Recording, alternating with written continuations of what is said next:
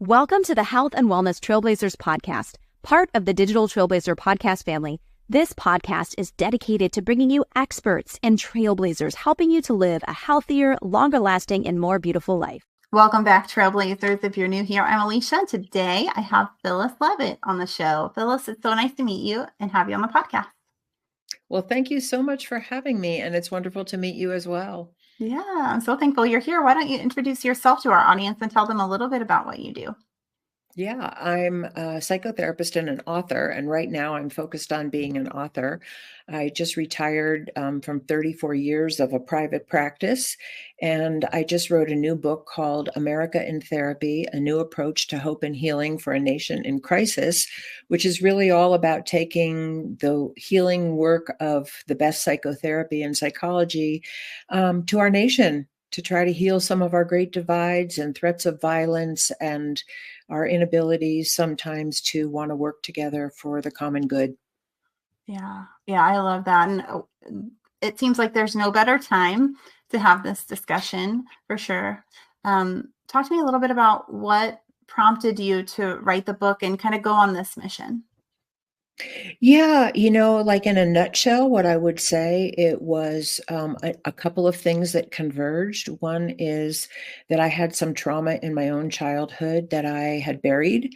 And when I finally went to therapy in my 30s, it changed my life to understand what the impact of my early conditioning had been, which was really profound. And so I went on a very deep, extensive healing journey of my own that was difficult and amazing, and really felt like I came out of some of the darkness that I had grown up in, and I wanted to share that healing journey with other people, and that's why I became a psychotherapist. And then, kind of in a nutshell, I'll tell another really quick little story though. When I was a really young mother, I saw a news clip, and I think they probably don't show these things exactly this way anymore. I hope not. But I saw a news clip of a journalist being murdered somewhere in South America, and his photographer was kind of rolling the film, and he captured this horrible, horrifying image. And I prayed that I could be of service. And I think I just was born that way. Like, there was something about my own healing journey that made me want to share what I learned and what had been freeing and helped me feel like a more whole and vibrant person and in touch with my gifts and my strengths, which had felt really buried. So I think I was always on a mission to be of service in some way. And most of my jobs were about that in some way. I worked with children. I worked with migrant children. I worked with inner city children. I started my practice with working with children, and then I expanded that to working with families and adults. And then when it was really quite a long time ago that I had the idea for this book. I just was like these big ahas, like we're all family systems here. And to the extent that our largest family systems are not healthy, if they're abusive, if they're discriminatory, if certain people don't get the resources they need, or they're considered inferior, or they're attacked, then that's exactly what we call dysfunctional family dynamics if it happens in a home. And could we look at our country that way, not for the sake of blame, but for the sake of how could we heal this? How could we, because that's what psychotherapy is about. It's not partisan. It's not about who's right and who's wrong. It's about healing our wounds so that we can come back together either in relationship with ourselves in a healthy way or with other people in a healthy way.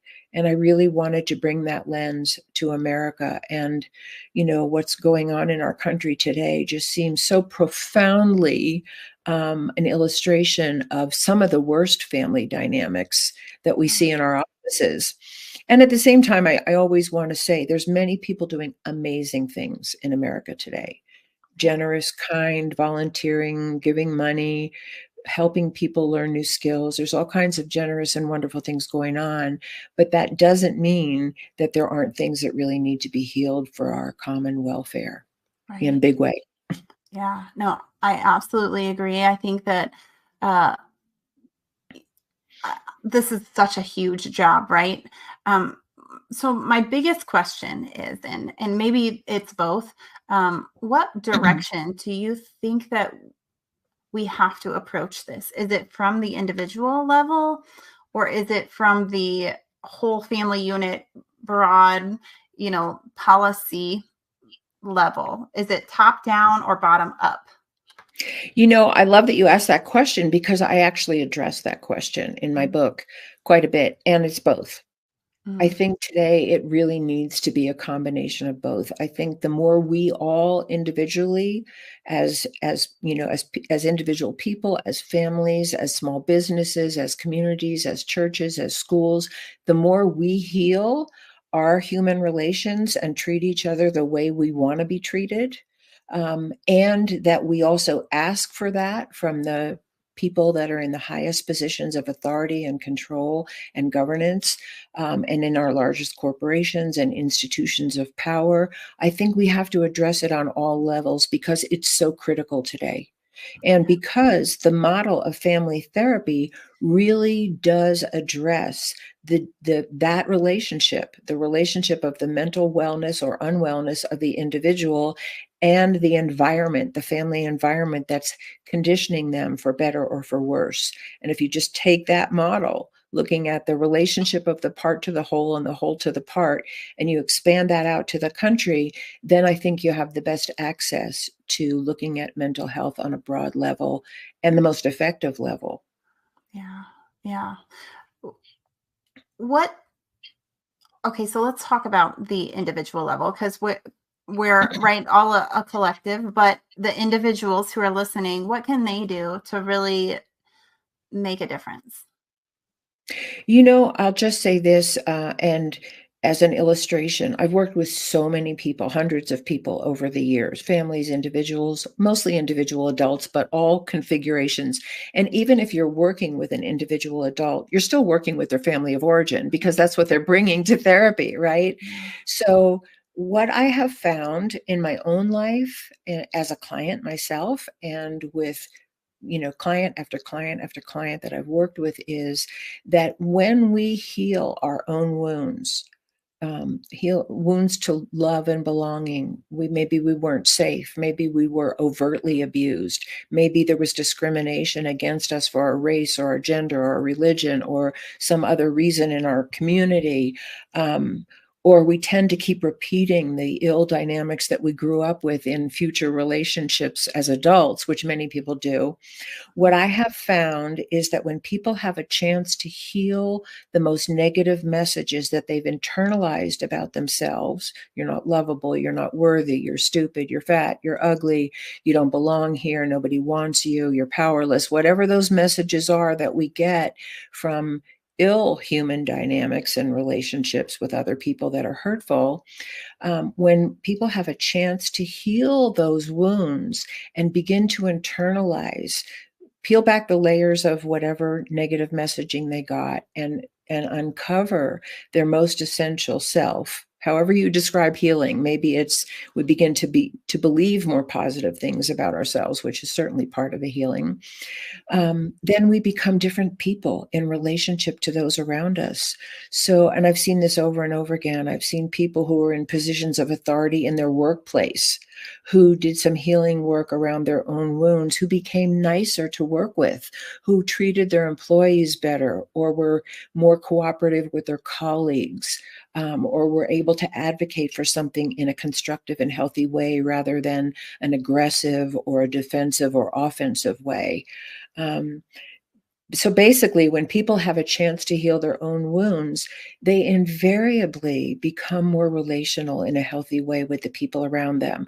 And it might be on a very small level, just their own family and their kids, which is not small because you're affecting other people. Or it could be that you're a person in a position of great authority and influence who can then bring that kind of healing energy and more relational way of being with people, more cooperative way of being with people to the bigger environments that you're in. And one of those ways that's so important that I see happen for people is that as we heal our own wounds, we become more invested in seeing other people thrive rather than just compete with them or want to dominate them or push them out of the picture. It's like really like I had a chance to heal, and I want that for you too. Yeah. Yep. I love that. And I think that that ripple effect is so powerful when we do a little bit of healing inside of ourselves. It ripples to our family, it ripples to the Right. people they interact with. Yeah, absolutely. What have been some really big successes or proud moments that you've had in working with people to create that ripple effect? Yeah, I mean, I feel like, and it's always on a continuum. I don't think anybody heals perfectly. We still have, I'll be on a healing journey for the rest of my life, gratefully so.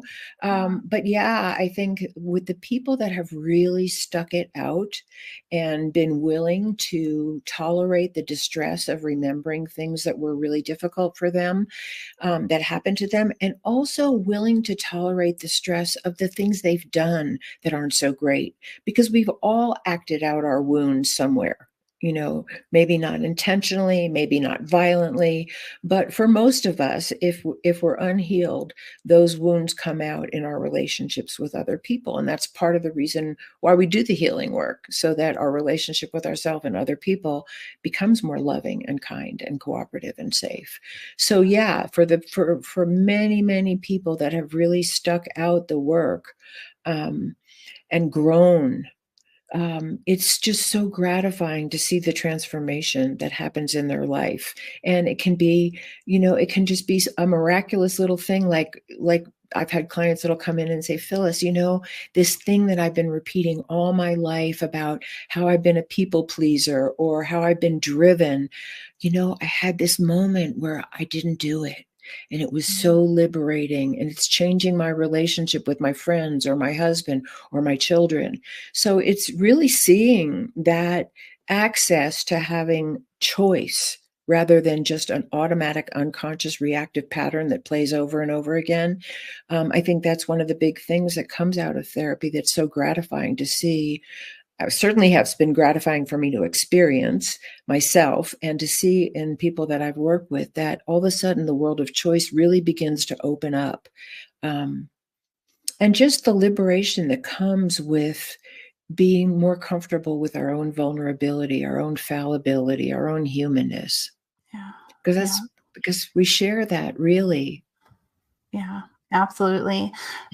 What are you doing to reach out to people, to find people to work with, to spread this message? Right now, I'm really focused on a lot of podcasting because it's such a wonderful way to reach a larger audience than I could in my own personal life. And also, one of the things that I didn't know when I started doing podcasts, because I've never done them before I wrote this book, it's just all the amazing people like yourself that I've met. I mean, there's so many people out there who are dedicated to making a difference for all of us through collaborating with like minds and different minds and new ideas, and, approaching our health and wellness and our healing from so many different points of view. So that's been incredible. Yeah. Oh, I love that. So, okay, looking forward from here, what are you hoping to grow this into? What I really want is, I really want my book to be read because I think it shares a psychological approach to healing that the average person isn't exposed to. And that was one of the original title that I had for my book was Out of the Office and Into the World. Like, take what we've learned in the world of psychology and bring it to national agenda, bring it to common conversation, bring it to public awareness, bring it to the way we run our businesses and our schools, and help heal our families. Because there's a whole generation of children that are growing up in this mess that's been created. And how are we going to help them? So, that's my vision. And I know I'm one voice of millions. There's many people out there, as I said, who are doing amazing work to contribute to healing our society and healing the planet and healing our human relations and the relations between men and women and employer-employee and parent and child. And I see myself as one voice in that. And I, would just love the word to be spread, because I think that there's some concepts in my book which is a combination of personal stories from my life, lots of client case studies, and professional observation that is really accessible to the layman. You don't have to know psychology to read my book at all. And so I'm really hoping to ground the whole world of our psychological well-being in more of a common conversation for healing. Yeah. Well, where is your book available right now?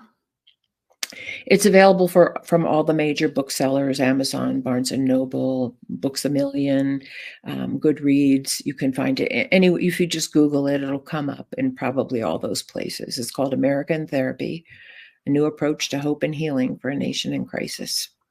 Fantastic. I have one more question. Are you doing any Amazon ads for your book? I have not yet explored that. Yeah. I think that's a great way to get the message out. I know I've talked to a lot of authors who are having tremendous success with Amazon ads. So that's definitely something to look at. And that they're already going there, right? Amazon is where everyone's going to look for this. People who are going to buy it, they're very likely going to be buying it there.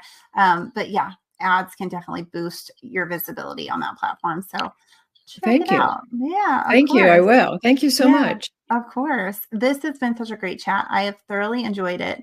One of my core values, core things that I teach my own children is people are hard to hate up close.